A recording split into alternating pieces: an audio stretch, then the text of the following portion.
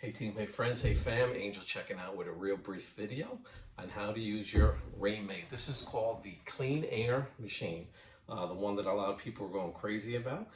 So the way that it works is you fill it with water right up to the little bump right here, and then it has two settings, one with the LED light and one without. So you turn it on. Okay, so right there what it's doing, it's there's a pole that touches the water down in the center, and the pole is actually spinning the water to the top. On top there's a fan, and what happens is the fan rains down on the air. So what's coming out is clean filtered water wash there through the front, and it also has a speed where you could do without the light. All right, so that's without the light, and I don't know if you can see it from there, and that is with the LED light. So this is called the clean air machine. It's by Rainbow, and the cool thing is they also have some fragrances, some aromas you can put right into the water. They have different ones, and you put it into the water and the whole house smells very, very nice. They even have eucalyptus, which is good if you have a congestion.